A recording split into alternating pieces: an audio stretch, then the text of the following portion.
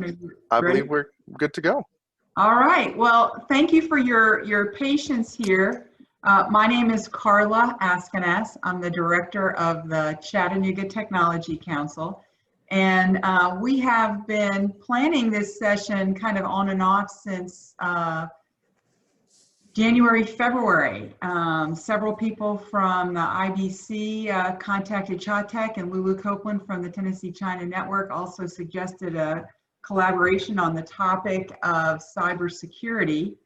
And we've taken some extra precautions to make the Zoom itself free from disruption. So I apologize that that took us a little longer than we had planned. I had done something in the Zoom settings that was not really what we wanted. So right before the meeting, we had to cancel everybody who was on and restart it. So I think we're all set to go right now. We appreciate the sponsorship of Elliott Davis, which is helping to make this event possible today. If you know one of the three groups who is co-hosting this event, you might be interested in knowing a little bit more about the other two. This event is being hosted by the Chattanooga Technology Council, ChaTech, along with the Tennessee China Network and the International Business Council. And you can find more about each of those organizations on the web, and you'll hear a little bit more about them today. ChaTech appreciates the annual sponsors who support all the work we do, not just a program here or a program there. So we always like to say thank you to these companies. And if your company would like to be listed there, you can contact me after the event. We also get certain goods and services that help us to operate very efficiently, and we always want to say thank you to those organizations. Since July 1st, we've had these companies renewing their membership in ChaTech. What I love about this list is how diverse these companies are, from big companies to little companies, higher ed, insurance, every industry sector is there. We have a ChaTech Women's Social coming up on October 7th. Everyone is welcome there. It's really a way of connecting people who may feel underrepresented in the IT sphere, helping them feel like they have other connections. We've just announced the ChaTech scholarships for 2020. You can find more on the web at the website listed there. Applications are due on October 12th at noon. At noon, the portal will cut off. So get more information there. And the Scenic City Summit, our conference for developers and other IT professionals, will happen virtually on October 6th. You can get more information at sceniccityssummit.com. So with that, let me kick it over to Stuart Bostock to make a greeting and announcements from the International Business Council. Go ahead, Stuart. Good morning, everyone. Thank you, Carla. I'd just like to say and welcome everybody who have joined us through the International Business Council. As you may know, the Chattanooga Chamber International Business Council is a hub for business, inward and outward business.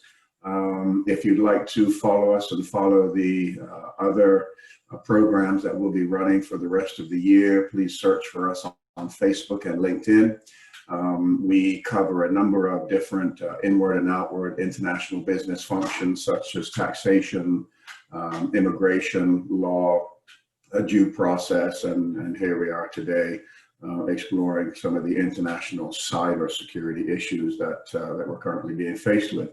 So thank you again for joining us. We look forward to hosting this event. It's been a couple of months in the working, and we hope it'll be everything you expect it to be. Carla, thank you very much for leading the charge and hosting the meeting and agreeing to be a part of this group along with the Tennessee China Network. Thanks, everybody. We're always glad to collaborate, and we're glad to have the reach of the IBC, which helps us get to new partners. Okay, Lulu Copeland from the Tennessee China Network has two quick announcements. Lulu, you can speak. Thank you. Yeah, I'm always willing to partner with organization, especially organization I belong to as well. I was a past president of ChaTech a long time ago, and currently still working with IBC. So from the earlier slide, Tennessee China Network is a nonprofit supporting economic development in Tennessee. Since assuming my position with Tennessee China Network in March, I have been partnering with organizations to showcase people, companies, projects in Tennessee. So next Tuesday, September 29, I will be able to market Chattanooga as a leading smart city and UTC Center for Urban Informatics and Progress with Dr. Mina Sartipi as one of the panelists.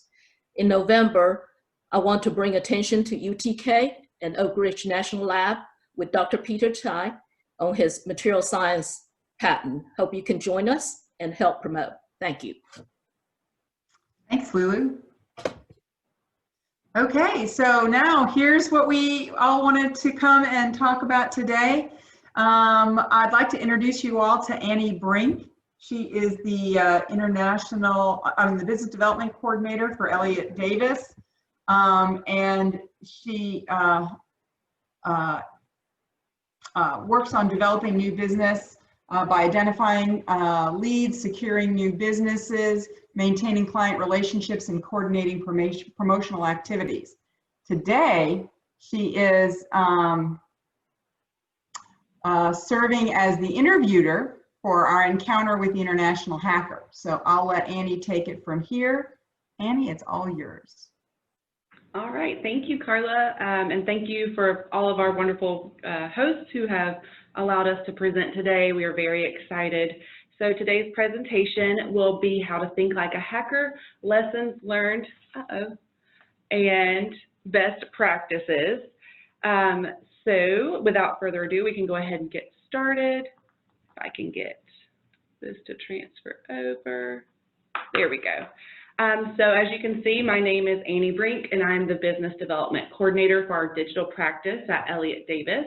Later, we'll be joined by Brian Kirk, our Director of Cybersecurity. He had an urgent client matter that he had to run to, but he will be here for the later part of our presentation. So during today's presentation, we'll be interviewing a member of the hacking community. He's agreed to join us and educate us on how hacking organizations are funded and how they coordinate their activities.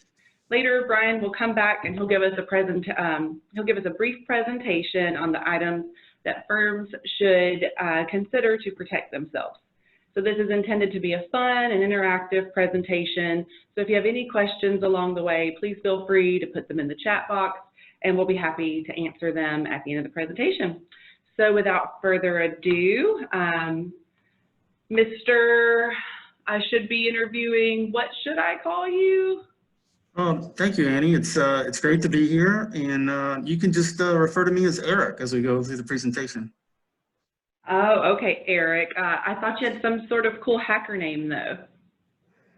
Well, I think you've been watching too many movies, Annie. That's one of the reasons I wanted to be on this call, is to clear up some of the misconceptions about hacking and hackers in general. So I feel the media and Hollywood have done quite a bit to embellish our industry and really to spread a lot of misinformation. Okay, so what's with the mask, though? Well, I figured it would be the best way to identify as a hacker to the audience. And well, let's not forget we're in the middle of a pandemic, Annie. So if you're searching for a mask that will get you some attention and potentially protect you from COVID-19, I think that this would be a good option. Nice, nice. Okay, so you are clearly a hacker. So please tell me what it is that you do. Well, that's one of the reasons I really agreed to be on this call, Annie. So, you know, with the camera on, I just want to make sure that people understand that, I'm just a normal guy. I've got an entrepreneurial spirit, and I'm really just trying to make a living. So I think, if anybody's seen my biography that we had posted before the actual call, you can see that I've had a long career in IT. And a lot of people just don't understand that I'm out there, I'm just trying to feed my family. And this is how I do it. So feed your family. How is it that you're able to do that from what you're doing? Well, the people in my hacking group, we're just really out to turn a profit, just like any other business that's out there. So, this is my regular job. I work pretty standard hours, but, as you can imagine, I have a lot of flexibility, and unfortunately I have to work a lot of nights and weekends because that's the time when most people aren't really paying attention. So, but I get to play a lot of golf, and I'm off during the day a lot of times. Okay, so you said your hacking group. How many hacking groups are there?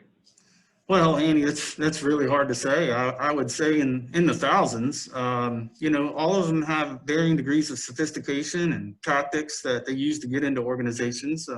Some groups like to hack into company firewalls and install things like ransomware, and some groups are focused on installing software that allows for the mining of cryptocurrency, and others are focused on what you guys like to call business email compromise. Several schemes here really, but at the end of the day, we're all focused on the techniques that generate the most revenue.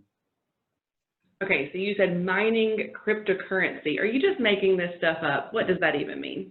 No, Andy, that's a real thing. Cryptocurrency like Bitcoin is mined by powerful computers. So with all this powerful cloud computing that's going on, you can make a lot of money by hijacking somebody's environment that they haven't secured properly. So, you know, you pay by how much processor and memory you use in those environments. So once we get in there, we can mine a lot of cryptocurrency, make some money, and then, you know, we just stick somebody else with the bill.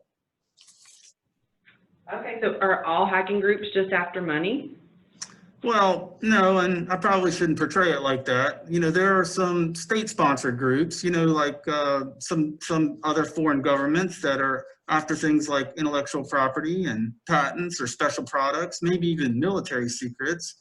And there's a handful of what we like to call hacktivist groups out there, and they look to damage companies or countries that just don't align with their ethical or moral values. So, but the vast majority of groups that, you know, would be impacting people that are on this call are probably in it for the money. And that would be my group as well. So are all hackers bad then? Well, there's a number of different kind of hackers out there, Annie. There's the white hat hackers, and those are the good guys that work for companies and try to find vulnerabilities and report them before the bad guys can take advantage of them. And then there's the black hats like me who are trying to monetize the information that they steal. And there's some gray hat hackers out there, and those are the people that kind of straddle the line. They do some good things and some bad things. Sometimes it depends on the day or your point of view. Okay, so I heard you say you try and monetize things. How is it that you actually make money off of this? Annie, over the years, that's kind of changed in our industry. You know, about 5 years ago, we stole information from hospitals and companies, and we posted on the dark web, you know, things like people's social security numbers and things of that. You can think of it a little bit like eBay, and people would buy that information and buy it online, and then they would use it to steal somebody's identity or make purchases on Amazon. But with more and more those thefts occurring, the value of somebody's identity has really gone down over the years. So we don't do that much anymore in my group. We've recently gotten into ransomware. I mean, you know, that's where the money is. I mean, did you see that Garmin payout? So yes, I did see Garmin. I think we all saw that, the Garmin hack, but I don't know how much money they paid. Do you know? Well, nobody actually really knows how much they paid because they're really not disclosing a lot of details. I don't think they were supposed to be paying an organization in the country that they were operating in, but the rumors in my circles is they pretty much got the full amount, and they were asking for $10 million. So what, they just wrote a check for $10 million? That's hard to believe. No, attackers like me and the people that hack Garmin, they don't accept regular checks. You have to use that cryptocurrency, you know, that stuff that I talked about mining earlier. So it's easy to move that kind of money around in cryptocurrency world, and it's much more difficult to track. So have you ever had a large payout like that? Not yet, but you know, my team's is not as large or as well known as Evil Corp, the company that hacked Garmin. We've got a few six-figure scores, which, you know, that goes a long way where I live. So what do you mean where you live? Well, Annie, you have to remember most nations are not as wealthy as the United States, so our money goes a lot further here. So what that means is if we're able to steal a few $1,000s, we may be able to pay someone to hack nonstop for months. Our economies are even so small, you know, that a loss to an organization in America, a small loss in an organization in America is a pretty huge windfall for somebody that lives here. So why would a company ever agree to pay you to get their data back? Don't they know that you're a criminal? That's the beauty of it, Annie. I mean, it's really a business model. So if we never restored a company's data, why would they pay us in the future? So we work really hard to establish a reputation of making sure you get your data back if we were to install ransomware on your network. We have our own specific strain of ransomware.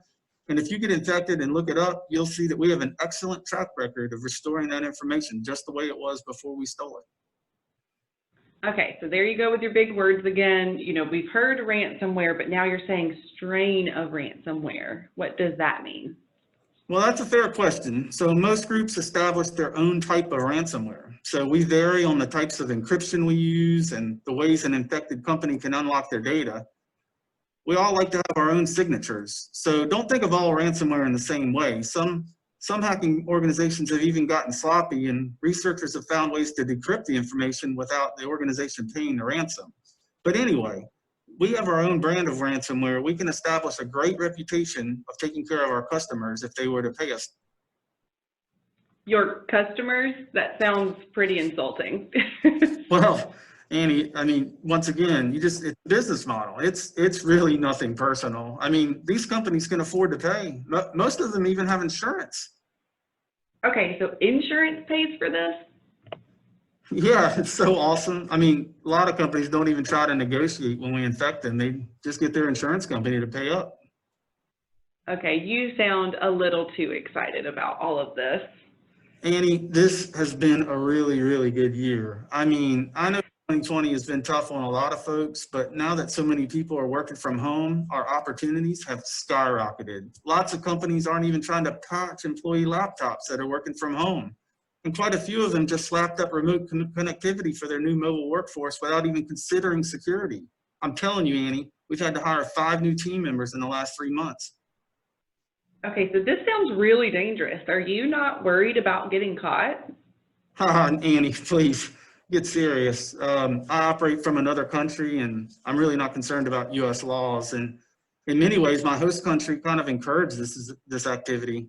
Let's face it, even if I were to get caught, the laws in the U.S. really aren't that up to date to convict me of anything serious. So no, I'm not losing any sleep over getting caught. Wow. Okay, so where do hackers like you live and do your work? Well, we're part of the everyday community. I mean, I advertise to my friends at dinner parties that I work for an organized crime syndicate on the internet? No. I just tell people I work in IT security. Most people don't really know enough to ask anything further, and if they do, I just spout some technical mumbo jumbo until they leave me alone. And where are you calling from now? Well, that would be pretty foolish of me to say now, wouldn't it? So let's just say that I'm across the pond somewhere, far away from US laws and regulations. I just got back from a very nice vacation. My team recently had a very nice payout, so I took some time off. Okay, so earlier you've mentioned ransomware. What are some other methods that you use in this hacking?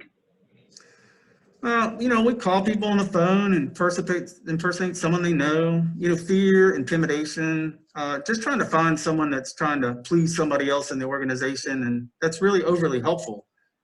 We just try to worm our way in there. That BEC is pretty popular these days too. Okay, so BEC, can you tell me what that means? Yeah, so I mentioned it earlier. That's the security world terminology for business email compromise. And that's an area that my group is open to expand into over the next 6 months because, well, quite frankly, we've been talking to a lot of other groups and they're having a lot of success with it. Okay, so how does a BEC scheme work? Well, there's all sorts of successful schemes, but usually if you want the big payout, you trick someone into giving you their username and password to their email account, either over the phone or with some kind of trick email. Once you get that, you monitor their mailbox for a while, you learn about their business and how they pay vendors and contractors and such. Once you have some good intel, you spring your trap by sending like a fake invoice for real services. The money gets sent to you and the other company gets nothing. I mean, it's brilliant, Amy. Well, that sounds terrible. What about the company who's losing all of their money? Don't you have any empathy for them? Annie, most of them have insurance, and you know, if they don't, they could probably absorb a hit to their profits. Well, I actually heard that 60% of small businesses go out of business within a year after a cyber attack. Well, you know, I hadn't heard that one, Annie. Oh well, I mean, I think you're just trying to make me feel bad. Hang on just a second here. Annie, not sure if you can hear that noise or not, but that is an indication that our scanners have just compromised another host, and so it looks like it may be a Fortune 500 company. So this is the makings for a good day, but unfortunately, I'm gonna have to cut out here. I hope you learned something. We've learned a lot, I feel like. Well, there he goes. It sounds like he had some emergency that he had to run to as well. I'm glad we had a chance to talk with him though and learn a little bit about how he does his end of hacking and how he gets into businesses. Hopefully Brian will be here soon. He should be in, and I feel like we should kind of fill him in on what we've learned from this Eric guy. Oh, Brian. Oh, wow. Did I miss Eric? I mean. You totally missed him. Oh, my goodness. That's just very unfortunate. I just had something come up and I had to address okay. it. Well, I'm glad you're here. So he told us a lot about what all he's done. So one thing is, you know, we kind of want to talk about what we're defending against.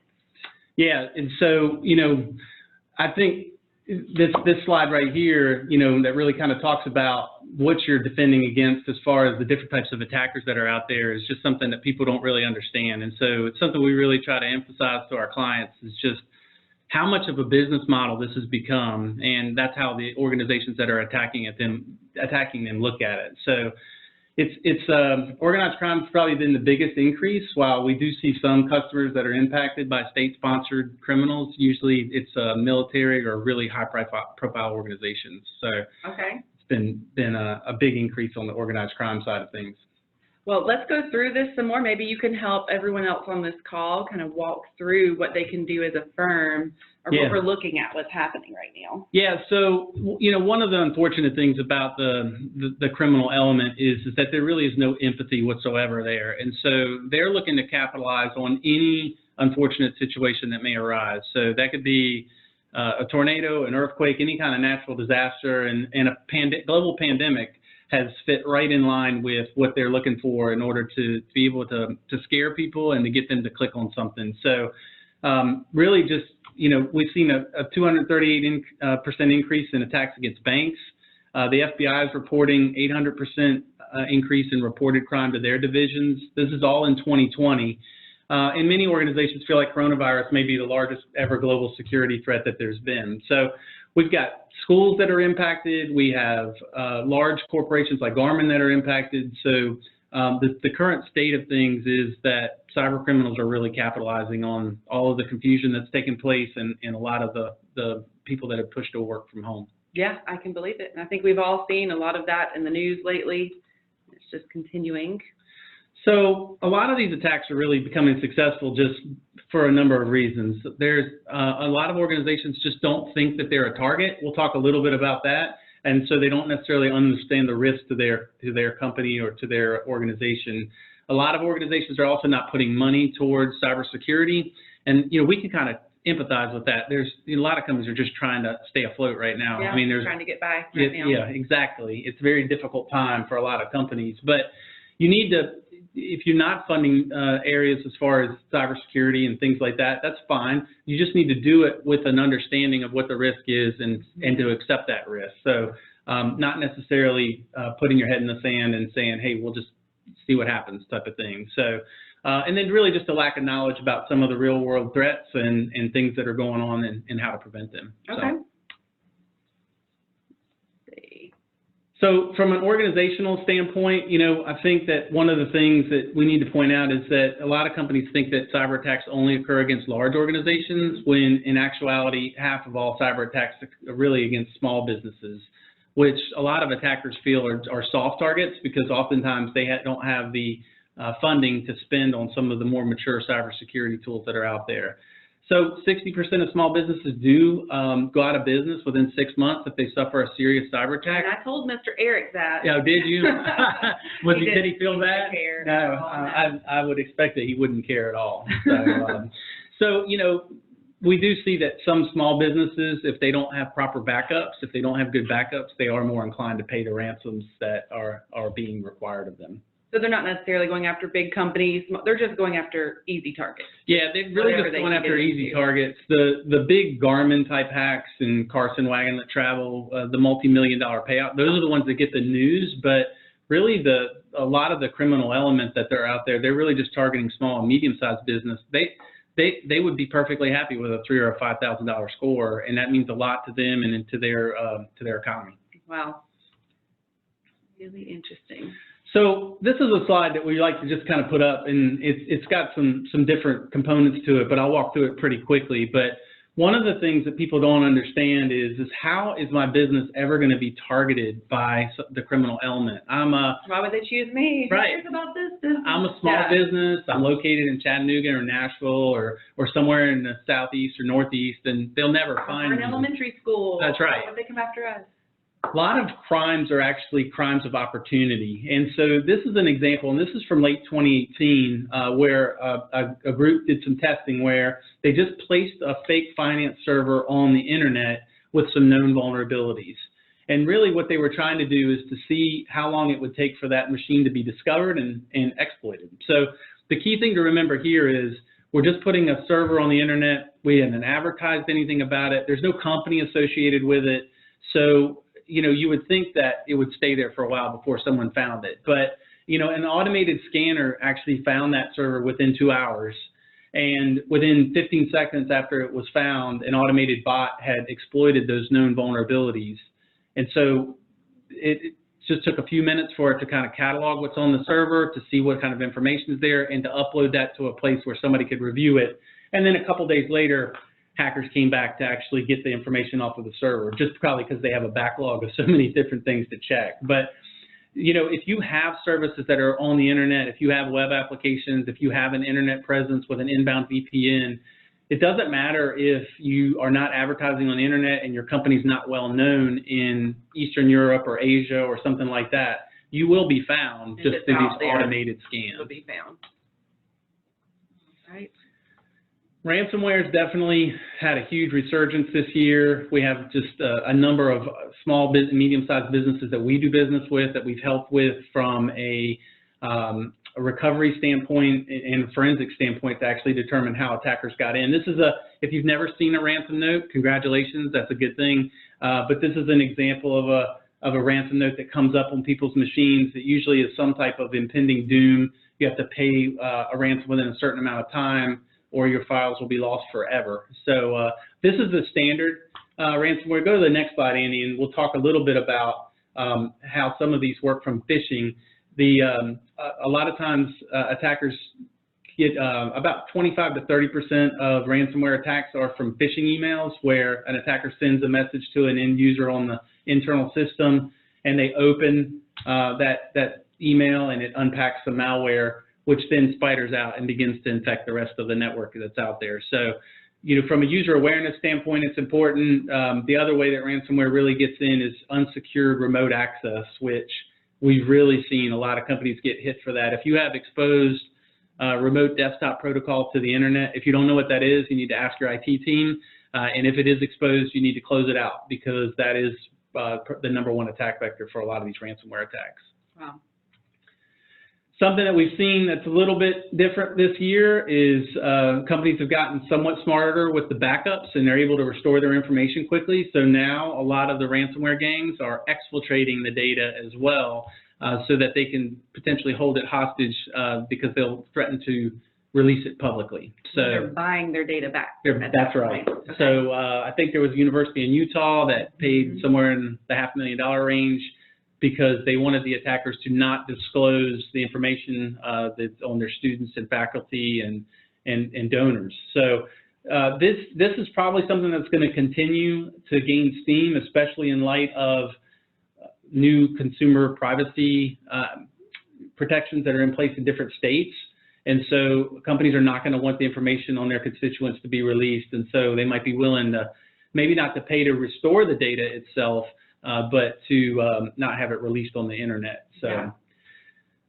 Unlike the unlocking of your files, you really can't guarantee that they delete the data, though. So if I steal your data and I store it somewhere, there's no guarantee that I'm going to ever delete it. I could maybe not release it for a year or two, but if I see some value in hospital records or social security numbers or credit cards or things like that, I may not release it for a year or two to protect my firm's reputation, but I may start to sell that information later. And really the only way to stop something like that is to make sure that you have your files that are encrypted on the network itself, so that if somebody were to copy the files off, they still wouldn't be able to read them.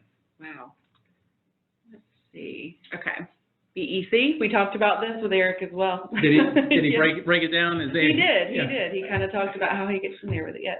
So we see a lot of business email compromise schemes. Unfortunately, a lot of organizations don't view email security in the same way that they view the security of other things, even though really email is the lifeblood of how a lot of organizations function. So a lot of these schemes really kind of focus on intimidation or impersonation of like a high-ranking executive where Who asks you to get a gift card, Right. give them the numbers, and those who's never asked you for anything like that before. And those still work. If you're getting emails that are asking for or you see these types of schemes, you can guarantee that they're still working because criminals only use schemes that work. Now, maybe they only work 1 or 2% of the time, but that's really all they need to work in order to fund their business model.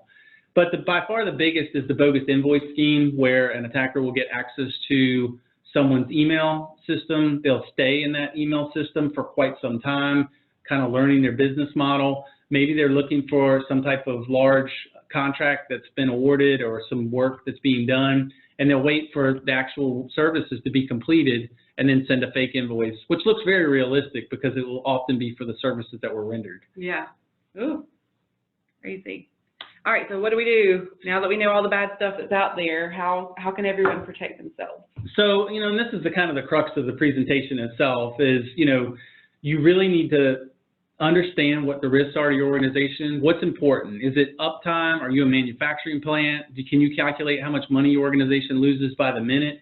Is it customer information where you'll have a loss of reputation if all of your information that you've stored on your customers is lost?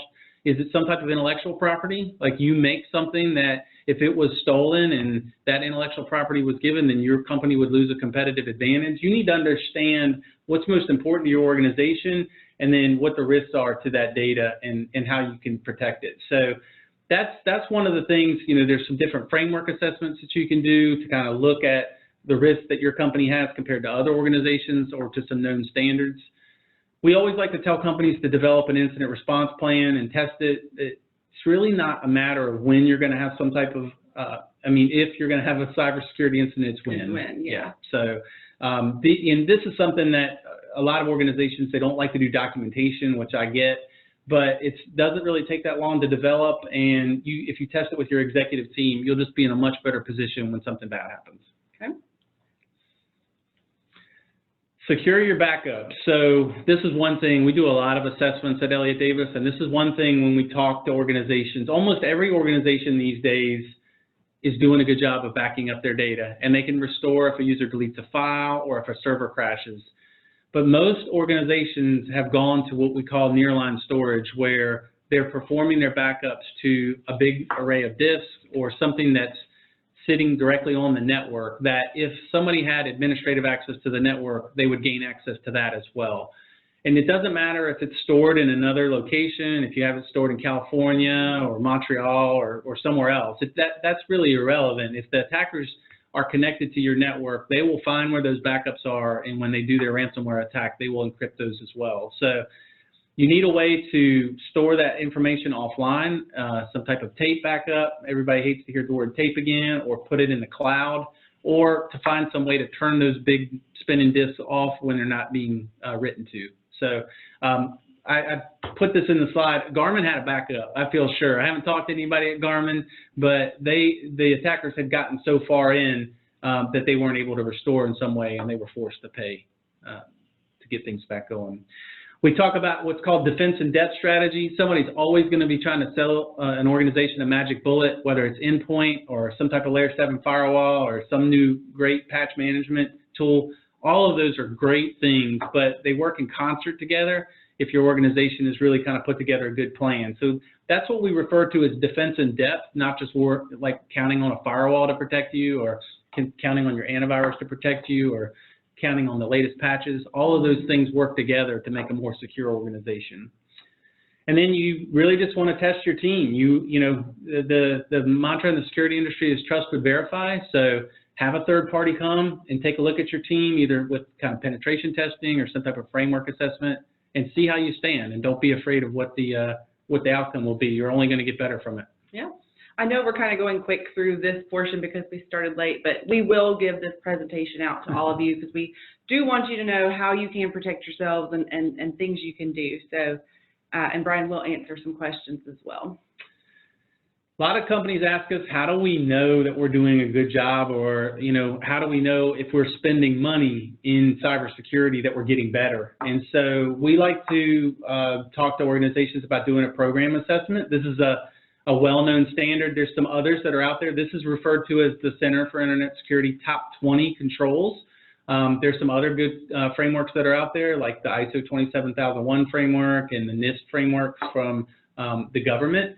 But this is one that's kind of in plain English, and it rates the different controls that you should have in place in order of importance. So this is a great way. You can have a third party do this, or your own team can download this framework, and they can kind of rate themselves against the framework, or to look at some of the controls that they should have in place. But one of the things that, if you want an objective look at your program, is to take a known standard and look at your organization through that lens.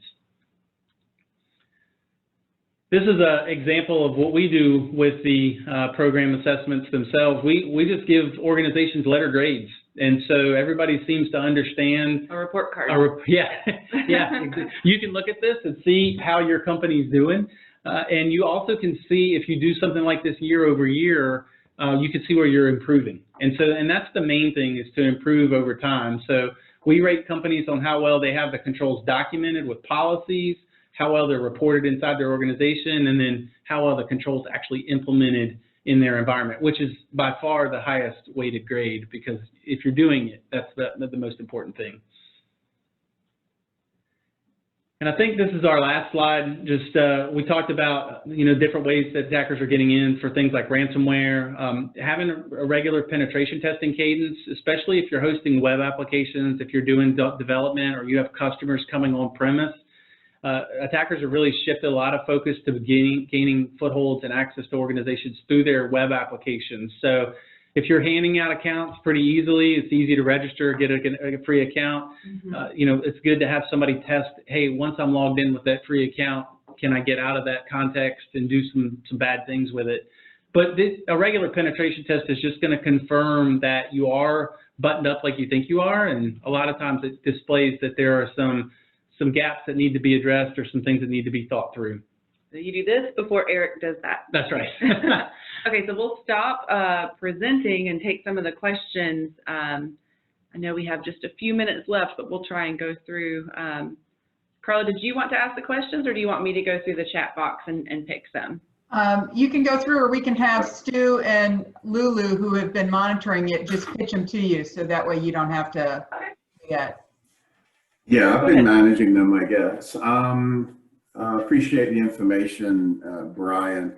For those of us that don't quite understand the payment model, somebody asked, you know, how does the sort of the payment side of it work? I mean, you don't just write a check. Everything is done by sort of cryptocurrencies and Bitcoins. I mean, is it as simply as a couple of clicks on a button, on links that they send you, and you put credit card information in or whatever it is, and they take the money?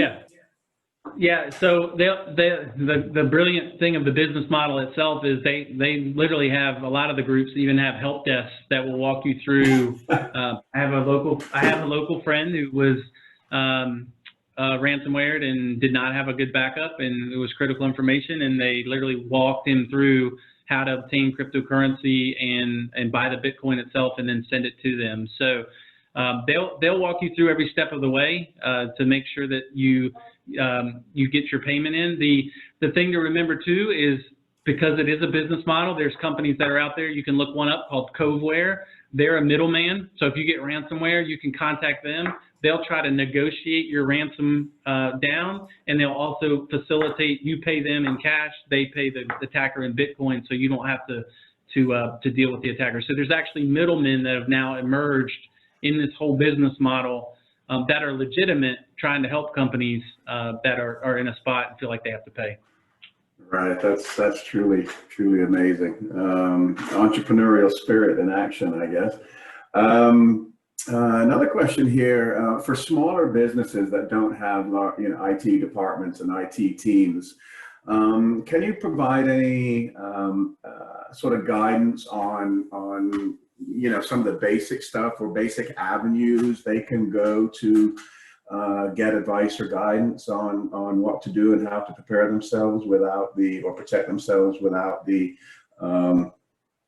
cost and the resources associated with an IT department, for instance?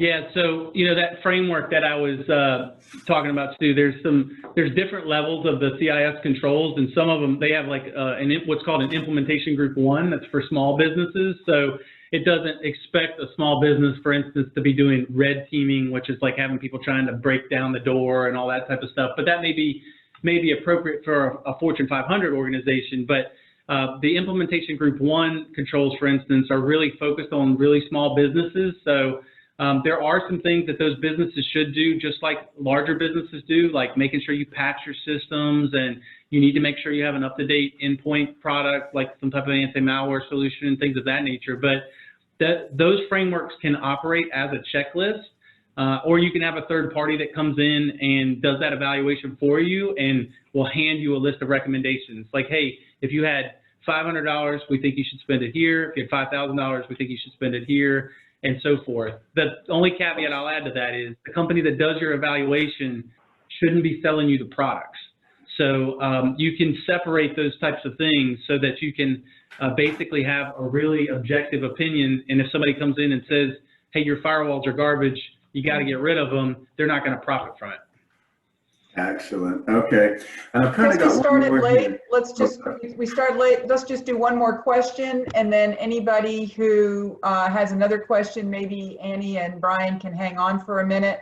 Sure. And we can let everybody go on if they've got 12 o'clock commitments. Sure. Okay. I thought this one was quite important too, and it was going to be my last one. From Savitha, I'm gonna change the wording a little bit. And in today's age, when we're working from home and maybe using personal computers for work relationships or work computers for personal stuff.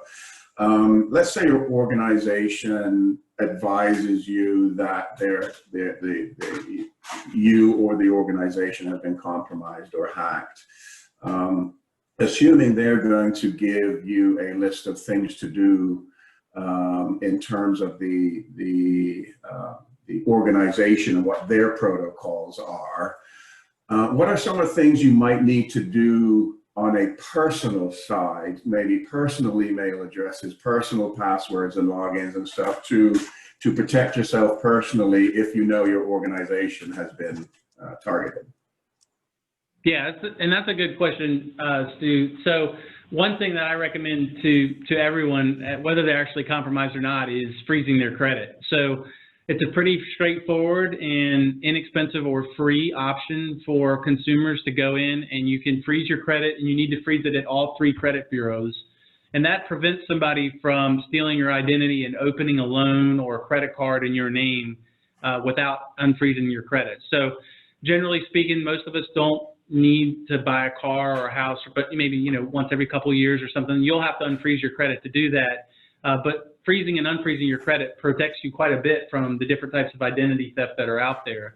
But on a personal note, you should be enabling some of the security tools that your organization is enabling as well, like multi-factor authentication. Like when you log into your email and you've never logged into that computer before, it'll send you a text message or it'll send you an email for a PIN.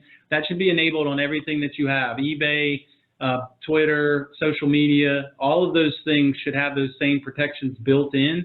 And if you don't have those enabled, you would want to go do that. And of course, if your organization's been compromised and you blur some of your passwords between work and personal use, then it's definitely time to change those and make them unique. Excellent. Okay, I know a few more questions came in, but in the interest of time, I'll hand back over to Carla. Hopefully we don't get to see Eric again, but it was very interesting from my perspective just how easy, straightforward, and just another day in the office for these individuals that just keep at it. And I thought the 76% of hacks happen at night, during the night and stuff was interesting as well. So really appreciate the information and the support from Elliot Davis. Thanks very much, guys. Carla. Yeah. So let me just echo that. I want to thank Brian Kirk and Annie Brink for your time and sharing your expertise. I want to thank Elliot Davis for being our sponsor. We will send out the recording, and Elliot Davis will send us their presentation, so we'll try to get that out to you later today. Thank you very much to the International Business Council for your participation and support, and also the Tennessee China Network. I feel like by collaborating with these two organizations, the three of us, can reach a broader audience together. If you have a question, you're free to stay on for a few more minutes, and I'd like to ask the co-hosts who are involved to also stay on for a few minutes, and after everybody logs off, we'll have just a momentary debrief. Thank you, everyone. Have a great rest of your day. Thanks, everybody.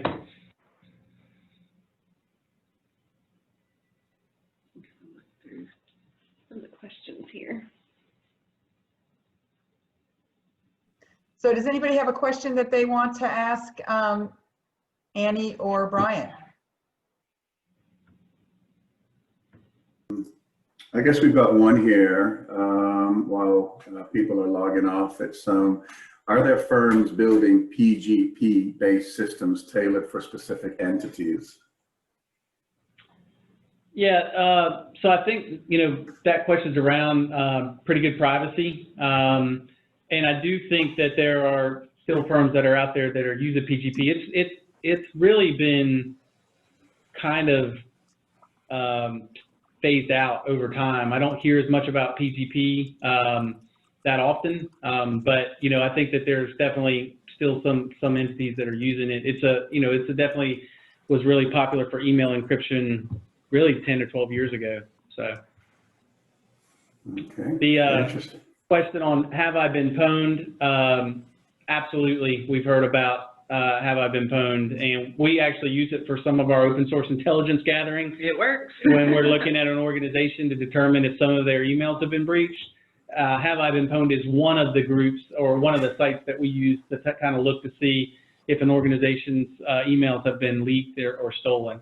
But if you go on there and see that you have been pwned, you shouldn't worry too much if you look and see, because there's a lot of major, LinkedIn and there's a ton of things, MyFitnessPal, there's a lot of apps and things that we've all gotten it out on there. So you'll find something on there likely. Yeah. Eric's asking if there's cases where hackers have been caught and punished. Yes, that is absolutely the case. The big Twitter hack that happened earlier in the year was where somebody took over the Twitter accounts. Wasn't it a teenager? Yeah, for Obama and a couple of the other well-known people in order to get some Bitcoin. That teenager was caught. He was in the United States, which is always a no-no. The cases where international hackers are caught and punished are very rare. I would just say with the amount of crime that's going on and the amount of prosecutions, it's just a really low rate. But yes, people have been caught and prosecuted. I still see a good bit of participants on, and I didn't see this question, but it's a common question when you do presentations, so I thought I'd reiterate it. So a lot of companies, if they have had, say, a small hack or a business email compromise, or maybe like a $500 ransomware, a lot of them might think, okay, it already happened to me, so I'm clear, right? Right. Now, how often is it that it comes back around to these companies? Well, if they haven't done the forensic work to figure out exactly how the attackers got in, and there's a very high probability that they'll come back in through the same or a different group. So you have thousands of groups that are out there. If one group found it, then another group will probably found it. And if your users are susceptible to phishing scams from one campaign, if you're not training them and making them better, they probably would fall for it again. So very, very common for companies to get multiple times. Which is why they should get a penetration test where someone pretends to be a hacker, right, tries to infiltrate their system, and they can see all the areas that they could get in, right? Yeah. Thank you. Great answer. You're welcome. Any other questions out there? Thank you, everybody. I'm going to ask all of the attendees to go ahead and exit at this time, and we look forward to seeing you at a future event. Thank you, Thanks, Carl. everybody. Thank you, Stuart.